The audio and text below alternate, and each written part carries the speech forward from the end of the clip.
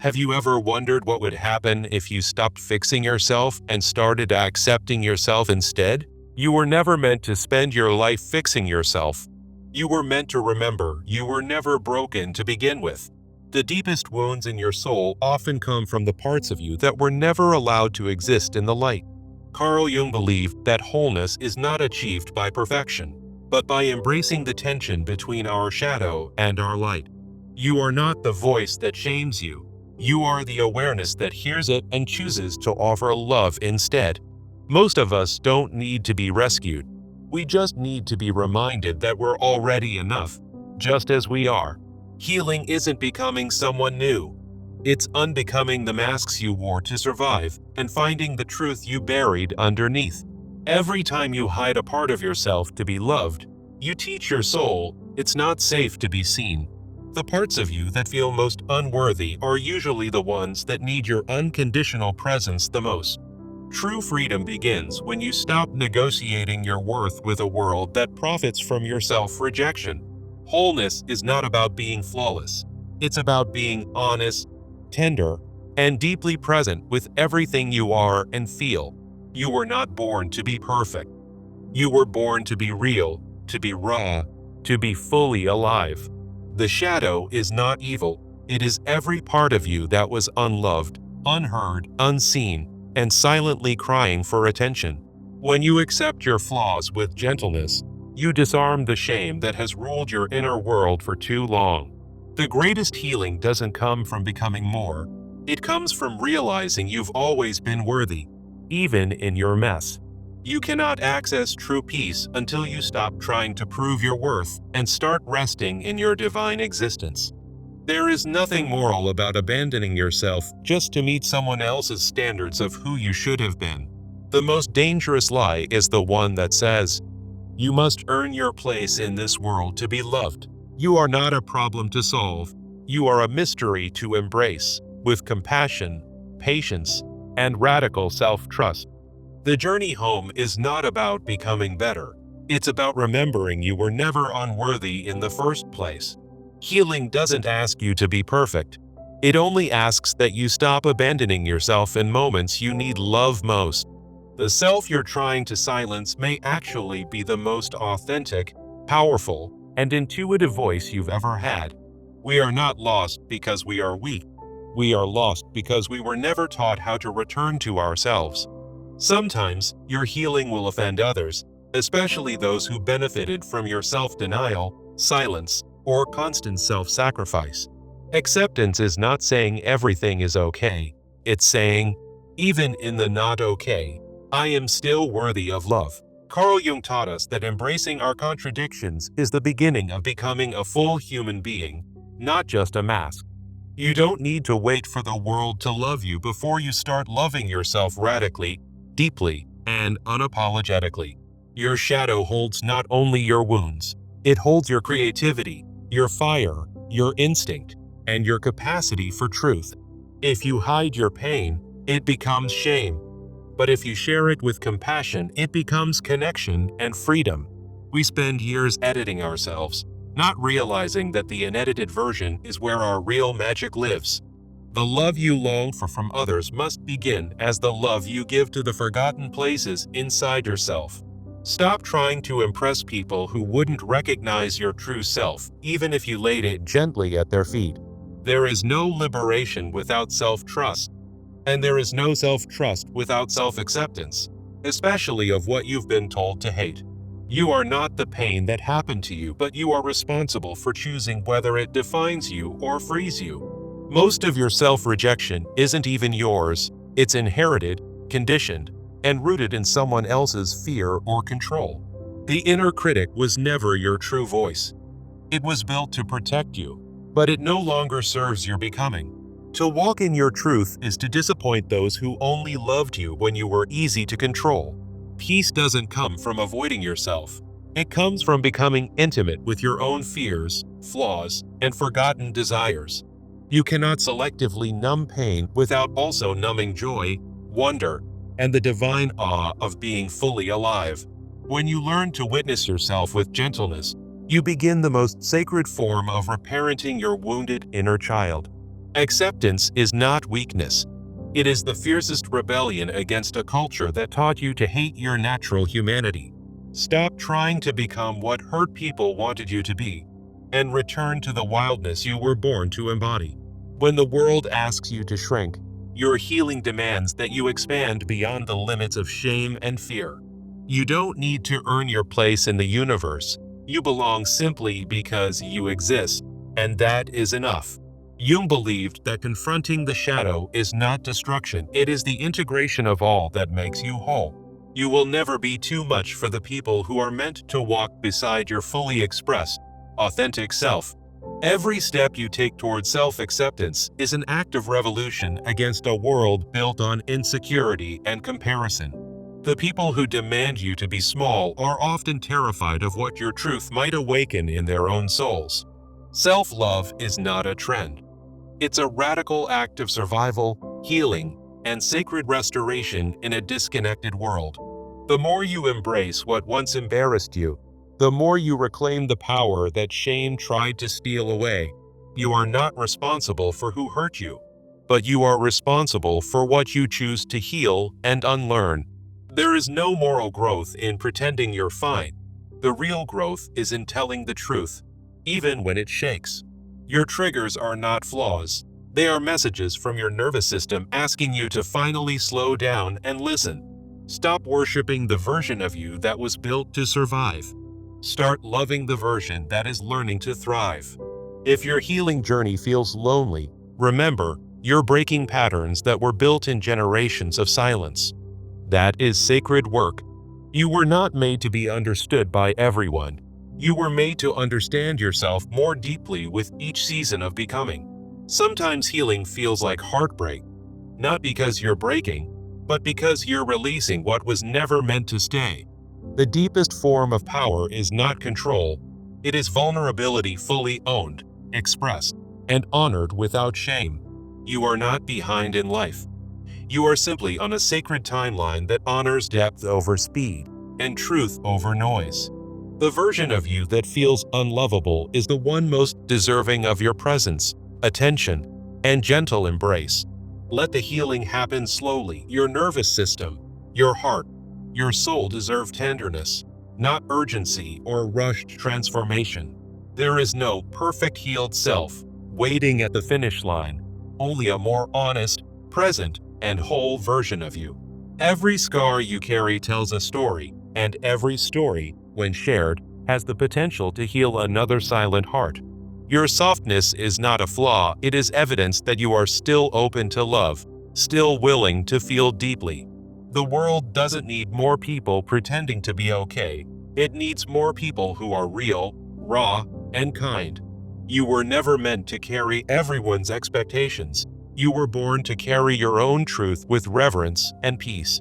Healing asks you to stop striving and start surrendering, not to give up, but to give in to love within. There is no moral victory in self-denial.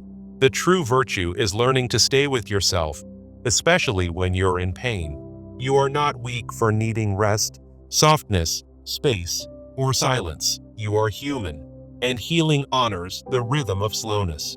Jung taught that confronting ourselves is the highest form of bravery, for in doing so, we become instruments of compassion. There is a part of you that has never been wounded, and your healing journey is about remembering how to find it. The most revolutionary thing you can do today is look at yourself in the mirror and say, "You are enough." Every moment of self-acceptance ripples outward. It teaches others that they too are safe to be fully themselves. You are not lost. You are simply returning to the parts of yourself you once had to abandon for love. If no one ever told you this before, hear it now. You do not need to be fixed. You are whole. Every breath you take in compassion softens generations of pain that were passed down through silence, shame, and survival. Your body is not your enemy. It's the sacred vessel that carried you through every storm without asking for praise. Healing does not erase your pain. It transforms it into wisdom, beauty, and depth that cannot be faked or copied. You are allowed to take up space, emotionally, spiritually, energetically. You are not too much. You are beautifully complete. The most loving thing you can do today is choose yourself, again and again, until it no longer feels uncomfortable. True healing doesn't rush. It listens, it pauses, and it honors the rhythms that trauma taught your body to fear. You don't need to explain your healing to anyone. You only need to stay loyal to what your soul knows. Wholeness is not a destination. It's a way of being in relationship with every forgotten and forgiven part of yourself. The world is not changed by perfection, but by people who dare to live authentically and love themselves through the mess. Jung's vision of healing was never about becoming flawless. It was about becoming integrated, alive, awake, and radically self-aware. There is no higher moral act than learning to sit with your fear, shame, anger, and still extend compassion inward. Most people will never meet their true self, not because it's hidden, but because it's buried under layers of performance. You are not failing because you're still healing. You are succeeding every day you show up and choose to stay present. Stop judging your healing by how fast you feel better. Measure it by how gently you treat yourself when you don't. The most sacred work you'll ever do is learning to love the version of you that feels hardest to love. Every time you choose softness over self-hatred, you rewire your nervous system toward peace, safety, and soul-level trust. You do not have to prove you are worthy. Your breath, your being, your truth is already enough in every way. Jung believed the shadow is not to be destroyed. It is to be understood, honored, and reintegrated with reverence and grace. The path to peace is not paved with control. It's paved with surrender, humility, and deep acceptance of all that is. Your healing is not selfish. It is an act of responsibility to yourself, your lineage, and the people you touch. You are not too broken to be whole. You are simply being called to reconnect with the forgotten pieces of you. Every breakdown is a doorway to a deeper truth. If you have the courage to walk through without turning away, stop trying to be good enough, start being true enough, honest enough, tender enough to hold space for your wholeness.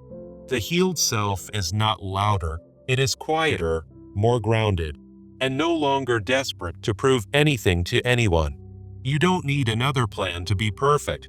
You need permission to rest in the beauty of your honest unfolding. Your story doesn't need to be inspiring. It needs to be true, raw, and rooted in your lived emotional reality. You are not falling behind. You are aligning with a slower, wiser timeline that honors your nervous system and soul. When you stop running from your past, you begin reclaiming the power it has tried to hold over your future. The pieces of you that feel most chaotic are likely the ones that were never allowed to feel safe enough to speak. No one else has to understand your process. Your healing only needs your presence, your breath, and your permission to continue. Jung taught that integration is the goal, not escape, not erasure, but full, embodied relationship with everything within. You are not here to be perfect. You are here to remember who you were before the world told you otherwise. Your softness is strength. Your sensitivity is wisdom. Your slowness is sacred. Your truth is holy, even when it shakes. You have nothing to prove. You are already enough. Even when you are hurting, confused, grieving, lost, or completely undone. The shadow you fear holds the exact medicine your soul needs to become whole, integrated, and vibrantly alive. If you listen closely, your anxiety is a messenger, asking for attention, not punishment. Presence, not rejection. The path back to yourself begins with one question. What part of me have I silenced just to be accepted? To embrace the fullness of your humanity is to make peace with contradiction, paradox, and the art of both/and. The world may not celebrate your healing, but your soul will recognize it. In the stillness, in the breath, in the peace. Don't rush to feel better. Honor what hurts, grieve what was lost, and build a home within that feels safe. Healing is not a ladder. It's a spiral that brings you deeper into the layers of who you've always been. You are not here to be a constant project. You are here to be a presence, a witness, a sanctuary for yourself. You can love yourself without needing to justify your healing to those who benefit from your silence. Your value does not depend on your productivity, your perfection, or your pain. It is intrinsic, eternal, and untouchable. Wholeness doesn't mean you'll never struggle. It means you struggle with compassion, with awareness, and with the courage to stay present. You are not behind. You are on time for the kind of life that feels like peace, not performance. Your existence is not a mistake. Every breath you take is a testament to resilience, rebirth, and divine inner purpose. The day you stop fighting yourself is the day you begin the sacred work of truly returning to yourself. Your body remembers everything, and every kind touch, every slow breath tells it. You are safe here now. Acceptance doesn't mean approval, it means I see you, I hear you, and I will no longer abandon you. You don't have to love every part of yourself yet. You only need to stop hating yourself for not being there. Carl Jung knew integration is messy, but in the mess, we discover a truth deeper than any illusion of control. You are not too sensitive. You are attuned. You are not too emotional. You are awake to what others suppress. There is nothing wrong with you for feeling deeply. There is only something wrong with a world that shames wholeness. You are not your trauma, but your trauma shaped the wisdom, empathy, and softness you now carry as sacred gifts. You are still healing, and that is not weakness. That is proof that you are alive, engaged, and committed to truth. Let go of the fantasy that healing means you'll never hurt again. Real healing gives you the tools to face it. The most powerful transformation begins when you stop asking, "How do I fix myself?" and start asking, "How do I love myself?" The self you once rejected is the one that will lead you home, not through performance, but through radical presence.